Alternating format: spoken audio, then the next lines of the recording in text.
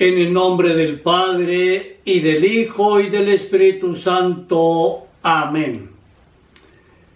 Que mi boca, Señor, se llene de alabanzas para poder cantarte. Entonces mis labios se estremecerán de júbilo. Aleluya. Gracias, Señor, por permitirnos estar siempre atentos a la escucha de tu palabra. Cuánto deseamos, Señor, que tú nos sigas hablando y que nos fortalezcas en la fe para estar en permanente camino contigo. La liturgia de la palabra hoy nos presenta un hermoso camino de diálogo, de siembra, de cosecha. La Eucaristía no es simplemente hacer memoria de un hecho ocurrido en el pasado. No es reunirnos para recordar lo que sucedió hace 2000 años. El Señor Jesús se reúne con los suyos y allí nos deja la Eucaristía. La Eucaristía no es solamente para recordar ese hermosísimo hecho histórico, no, sino es más bien para actualizar la redención, es decir, la muerte y resurrección de Jesús. Cuando nos reunimos para celebrar la Eucaristía, lo que hacemos es hacer presente hoy. Lo que sucedió hace 2000 años sigue sucediendo todavía hoy. Es decir, Jesús sigue obrando en nosotros. Y porque sigue obrando en nosotros, por eso nos dice, hagan esto en conmemoración mía. Y cuando nosotros nos reunimos, entonces lo estamos haciendo en conmemoración del Señor, pero al mismo tiempo estamos haciendo realidad ese milagro de quedarse Él en el pan y en el vino consagrados. Ninguna distancia en el tiempo nos priva de la gracia alcanzada por Jesús en la cruz. El Señor Jesús entrega su vida en la cruz y nosotros celebramos ese acontecimiento cada vez en la Eucaristía. Y eso que Él alcanzó para nosotros, la gracia de estar en paz con el Señor, la gracia de liberarnos de la esclavitud del pecado, esa gracia sigue actuando hoy cuando nosotros celebramos el sacramento de la Eucaristía. La Eucaristía está ligada al misterio de la cruz, con todos los méritos y con todas sus fuerzas. Por eso qué interesante es que nosotros siempre comencemos la jornada con la señal de la cruz y que en todo momento nos acordemos que Cristo el Señor nos sigue acompañando donde quiera que estemos. La primera lectura para la liturgia de hoy está tomada del capítulo 15 del libro de los Hechos de los Apóstoles y la podemos resumir en esta frase. Se decidió que Pablo y Bernabé fueran a Jerusalén a ver a los apóstoles. ¿Y por qué ellos deciden ir? Y no solamente Pablo y Bernabé, sino que se hacen acompañar de otras personas. La primera iglesia, algunos creyentes provenían del judaísmo, pero también hay personas del extranjero. Los que provienen del judaísmo sostienen en que es necesario conservar la tradición trazada en el pueblo desde los tiempos de Moisés, pero por eso quieren obligar a quienes aceptan la fe en el Señor Jesucristo y que no son del pueblo judío, sino que son extranjeros, lo quieren obligar a que al momento de abrazar la fe también debe someterse a la ley de Moisés. Ley de Moisés que pide que como una señal de pertenencia al pueblo se dé la circuncisión. Pablo y Bernabé no están de acuerdo con estos principios. Por eso entonces van a Jerusalén y quieren encontrarse con los apóstoles.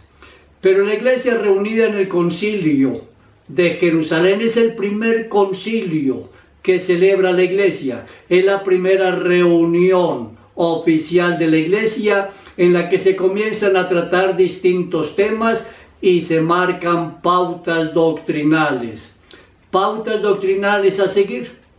De tal manera que este concilio de Jerusalén responde que la ley de Moisés no cuenta más, porque está la gracia de Cristo, quien obra mediante la fe.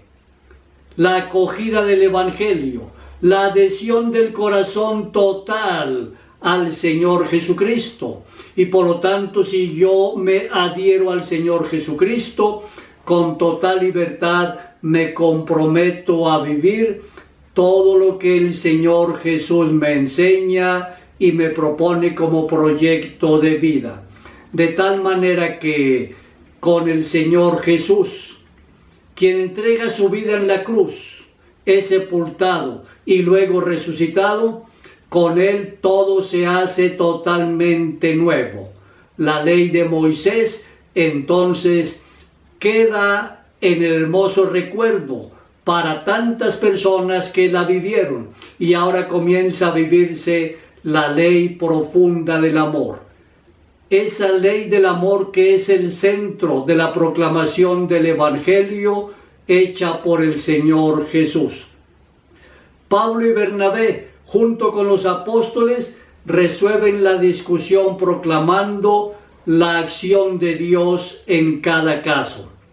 Dios actúa en todos y cada uno de nosotros, y actúa de una manera muy particular cuando nosotros definitivamente lo aceptamos y decimos definitivamente me quedo con el Señor Dios.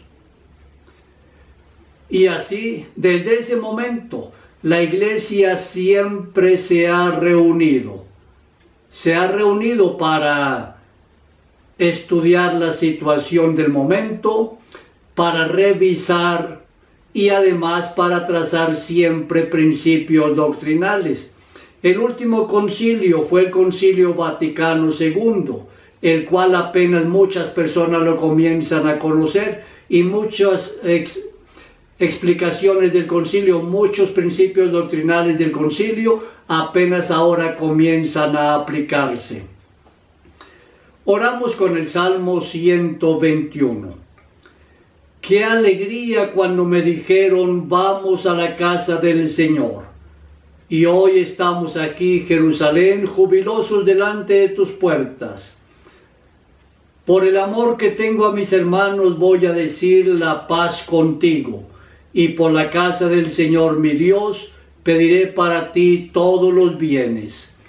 Gloria al Padre y al Hijo y al Espíritu Santo, como era en el principio, ahora y siempre, por los siglos de los siglos. Amén.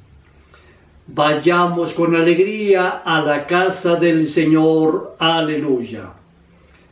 Y el Evangelio de hoy está en el capítulo 15, versículos 1 a 8 de San Juan. En aquel tiempo Jesús dijo a sus discípulos: Yo soy la verdadera vid y mi Padre es el viñador. Al sarmiento que no da fruto en mí, Él lo arranca, y al que da fruto lo poda para que dé más fruto. Ustedes ya están purificados por las palabras que les he dicho.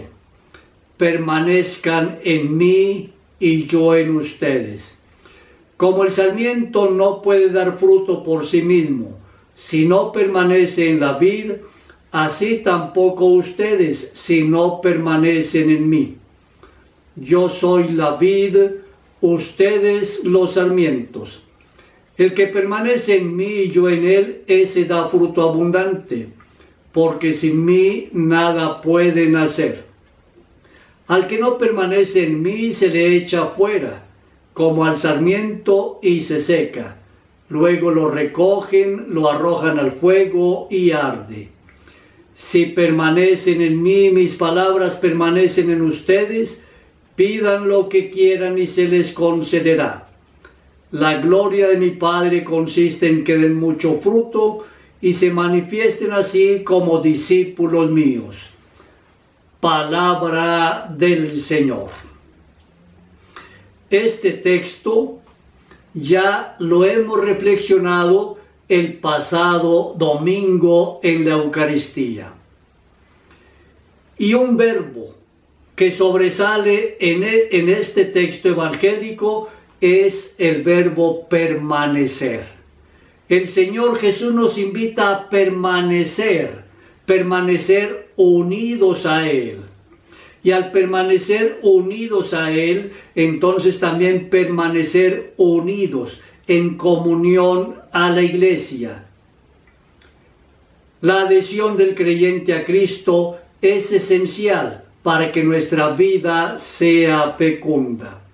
De tal manera que permanecer unido al Señor en la Iglesia nos permite a nosotros llevar una vida que de verdad nos permita producir frutos. ¿Y qué frutos espera el Señor de nosotros? Espera en primer lugar el fruto del amor.